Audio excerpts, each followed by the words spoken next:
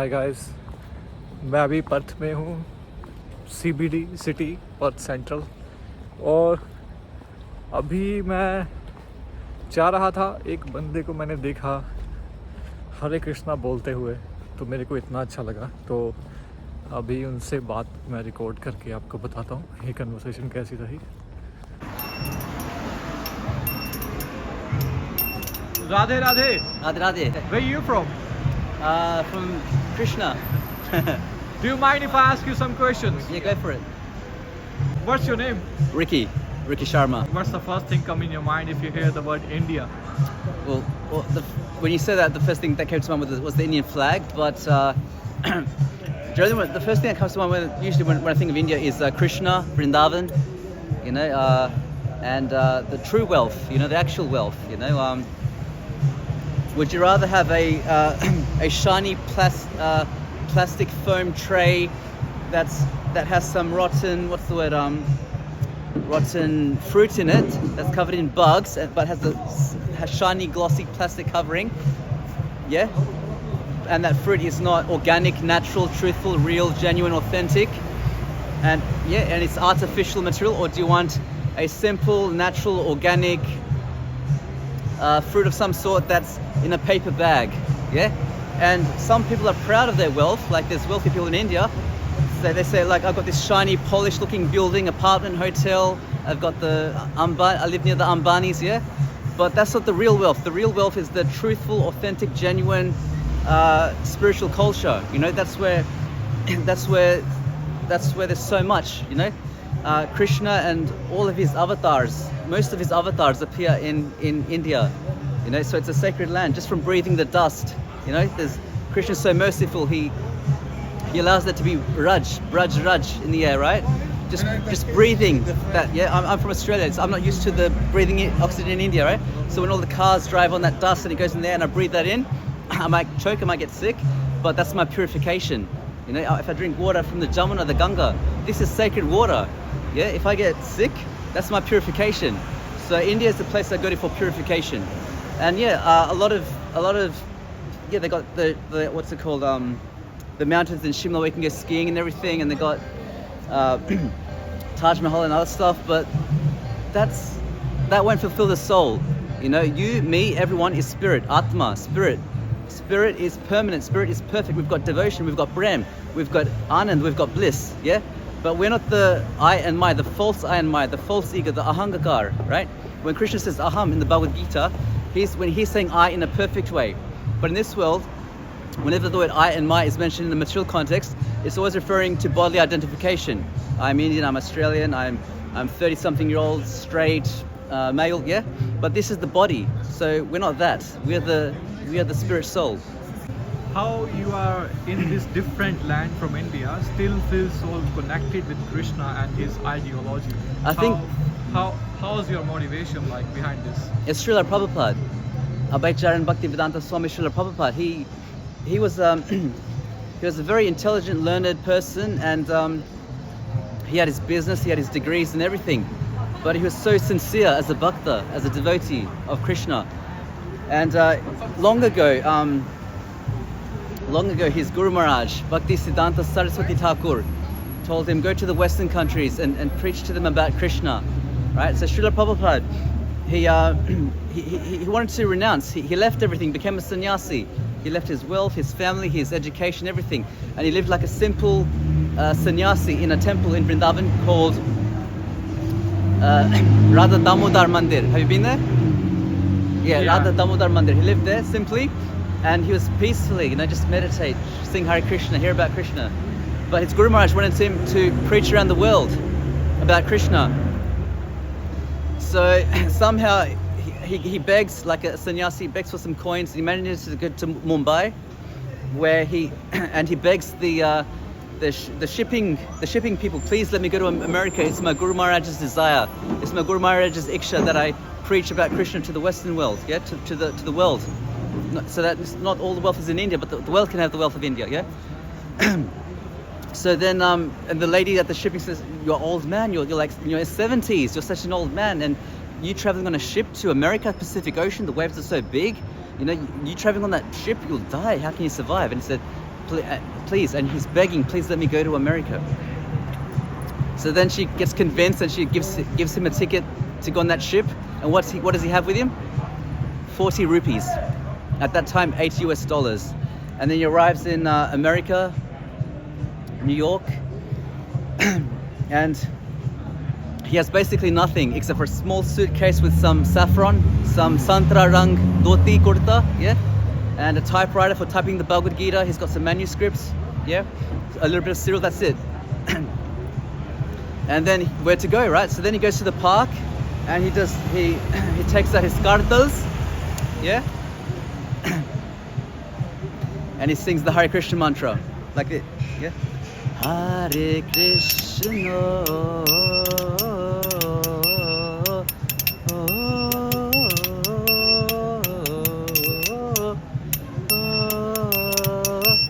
Hare Krishna,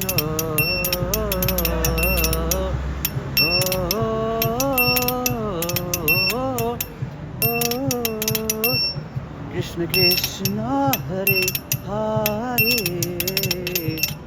Hare Ramo, Hare Ramo. How do you feel when you're playing this instrument? Can you just describe the feeling? It's like a spiritual drug. You just can't get enough of it. You want more and more and more. Do you know what I mean? So do you always have this thing in your pocket all the time? Usually when I go out, yeah. When I'm at home, obviously it's on my altar or my on my desk or something. But when I go out of the house, I prefer to take it with me. Yeah. Does it help you to reduce the stress level or Yeah, something? yeah. Do you agree with the fact that if you're in the Vrindavan, Yeah. you have a different vibe of the place Yeah. rather than you are in somewhere You have else in the Anand. world? You have Prem. Because people are saying radhe radhe everywhere, Yeah. and then Yeah. it's a magical word, Yeah. I guess. Because I felt that thing, and I feel so different person once I have experienced that, level of, Yeah. magic. Yeah. And There's that. is that like relatable for you as well? Like, Yeah. See, the soul is blissful and has devotion. But the thing is, we're playing a role, an artificial role, but that's stressful. No matter how much drug you take, yeah, you increase anxiety, decrease a bit, increase much more, decreases less, right? So the material drug, the addiction for it only increases by much more each time, and the relief from that drug from taking another dose decreases each time, yeah. So that's artificial happiness. That's artificial, yeah. But the thing is, like when you go to Vrindavan, right? You have to. They say you go to Gokul, right? And you roll in the dust, in the Raj, the dust of, yeah. And then, so to get to Vrindavan in the first place, you need Radharani's kripa. You need the mercy of Radharani. And to appreciate Vrindavan and be happy there, you have to roll in the dust, and then you get Balaram's mercy. You get Balaram's mercy. Yeah. When you go to Vrindavan, you don't want to come back. That's the thing. And when you do come back, it's back to this. do you, if I may ask you, do you feel like people that are not living in India, they Yeah. are not very connected with their culture for some reason? Like, if someone from India, they might have more knowledge or more related to cultural, learning, See- rather than if someone is in Canada or in See, Australia. the thing is, there's a saying, most billionaires were born poor, something like that, right? So India has all the wealth. They've got all the wealth. So not everyone is looking for more wealth. If you understand, spiritual wealth, right? The true wealth. Here we don't have much spiritual wealth, so we're looking for wealth. Does that make sense? If we flip it and in a material sense, right? Let's say I'm in my village in India, right? And I see on TV, well, there's the Harbour Bridge, there's the Opera House in Sydney, well, there's the there's the Statue of Liberty in New York, or well, there's the Eiffel Tower in Paris, right? So I'm in my village in India, right? And I see this so-called wealth. So I have this dream of going there, but once I go there, it's like, look over here. It's there's pollution. There's people, drinking and smoking. It's not true. It's not the answer. So the thing is, in the West, right? We have the shiny plastic covering of that fruit board at the shop. but the inside isn't really genuine and organic. So in the West, we're looking for something better, and that's what India has. Yeah, they've got the spirit. But then sometimes I chant this mantra. Ogram Viram Mahavishnu Valantam Sarvatomukam Narasimham Vishnamagram Mrityur Mrityum Namamyaham. So what's Hare your Krishna. story? What's your story? Hare Krishna. Yeah, I'm Catholic, nice. but I was, I know, basically I respect all religions. It's Paul here, right? They could have had all these diamonds and rubies and emeralds in there, yeah? So the Britishers and the Mughals, etc., they all went to India to steal the material wealth. So in the 1970s, one reporter, I think it was in England, she or he asked Srila Prabhupada, why have you come to England? Yeah. So Srila Prabhupada said, you stole our material wealth, yeah, but I've come here to give you spiritual wealth for free, yeah. So Srila Prabhupada gave the true wealth to the world, yeah, and that's Krishna consciousness. So what I was singing was the Hare Krishna mantra. I learned that from the Iskcon temple, International Society for Krishna Consciousness, and this is all over the world, and we're also known as the Hare Krishnas. So this is the actual wealth. This is the true wealth, and so and someone can say, oh, but I don't have the motivation to chant Hare Krishna, do japa on the 108 beads of the string. Yeah. The more it's like I think it's called jaundice. That's a condition where the person can't taste sweet things. Sweet things taste bitter to him. But if you, the cure for jaundice, the cure for that is to eat more sweet things. And the more sweet you eat, then the more you'll get your taste for sweet things back. So it's important to chant the Hare Krishna mantra and live your life according to the principles of the Bhagavad Gita. So that's the way to go out of the illusion, to avoid all these materialistic words. Yeah, like one devotee said to Srila Prabhupada, I'm Krishna conscious, but sometimes I fall into Maya. Sometimes I fall into illusion, Maya, yeah? And then Srila Prabhupada said, no, actually you're always in Maya. Sometimes you get into Krishna consciousness, yeah? So it's important to try chanting Hare Krishna, you know? When I meet someone new, I don't go all into all this, no meat eating, no illicit relationships, no gambling, no intoxication. That's not very tasteful for them because they've already got the lower taste. You have to give them a higher taste, which is prasadam, the Hare Krishna mantra. Yeah, you'll notice on the streets when we sing Hare Krishna, all these people, they get high too. They put their hands up and they're dancing Hare Krishna, yeah. That's the true high. That's the actual high, and so that's the solution, you know, to have a true high, not a false high. To have the Hare Krishna mantra, not marijuana. Yeah, to have devotion, not artificial, fake, superficial, material, conditional love. Yeah, conditional, yeah. To have prem, devotion, pure devotion, not so-called love. To have anand, pure bliss, not so-called happiness of, oh, I'm so stressed, I just need another cigarette, and then the anxiety goes to here, and then like that, then to get a relief from that dose, that they take another dose, and it goes down, and they a little bit, but then the anxiety go whew, all that really high, and each time they try to get relief, it's less each time. That's not true happiness. No drug, no illicit thing, no amount of non-veg, none of that stuff can fulfill the soul. The true sense gratification is prasadam. Yeah, Hare Krishna mantra, vegetarian sattvic food offered to Krishna and accepted as prasadam. That's the true enjoyment. Yeah.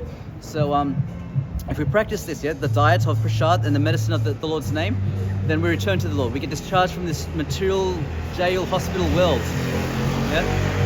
Yeah. So then you don't have to get stabbed in the stomach, stabbed in the heart, stabbed in the back. You don't have to get all these things. Yeah.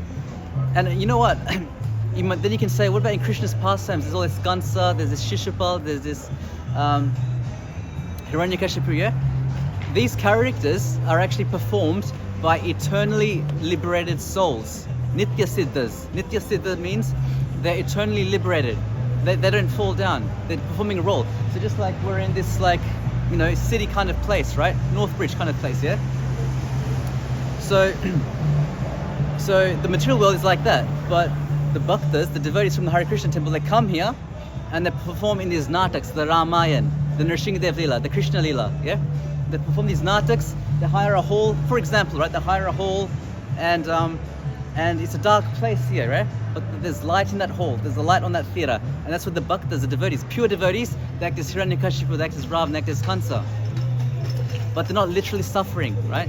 They're actually, yeah? So Hiranyakashipu, Hiranyaksha, Ravan, Kumbhakarna, Shishupal, Dantavakara, these characters are performed by Jaya and Vijaya, who are eternally liberated.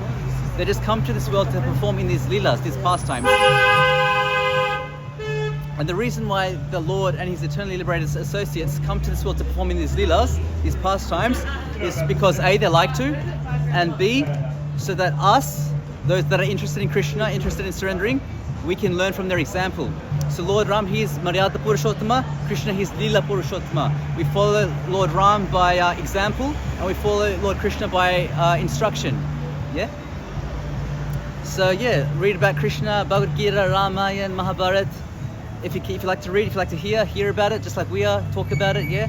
And when you go to the temple and you see a deity of Krishna, yeah? You see the Murti of Krishna.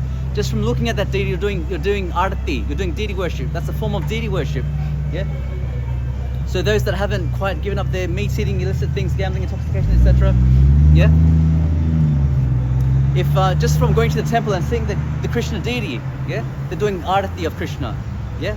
So those that do the arati, yeah, they have to practice principles, otherwise, it's not right. But Krishna is so merciful that he gives us access to him as the deity. Just like I'm not sure if you've got post boxes in India, but I remember locally years ago they used to have this thing called the post box. So you put the letter in the post box, and it has the same effect as the post office. Sends a letter all the way to the opposite side of the world, 500 miles. Yeah. So the deity is like a post box. It's a three-dimensional form where the Lord's worshipable energy has been installed. Yeah. So you do Kirtanam, Smaranam, Aratrika. Yeah. You Kirtanam, you sing the Lord's name, Aratrika. You worship the Lord. Yeah. So that's how you install the Lord's worshipable energy into the three-dimensional form. And then it's no longer just an idol, it's a deity. It's a murti, it's the Lord himself. So I'm feeling very energetic after this conversation. I'm feeling energetic too. I'm feeling so relaxed. Yeah. And I think whatever you said is very resonating, at least with me, maybe with the people as well. They're gonna listen. Yeah. So any last message for the people? Chant Hare Krishna and be happy. Yeah. Chant Hare Krishna. And Krishna consciousness is our medicine and our prasadam, yeah? Our medicine and our diet. And that's what gets us discharged from this miserable world. Nothing material can satisfy the soul. Happiness and love and pleasure in this world is rubbing two hands together to relieve an itch. That's it. That's not true pleasure. That's not true happiness. We want anand. We want devotion. We want bliss. We want prem. Not so-called happiness and love. So chant Hare Krishna and be blissful.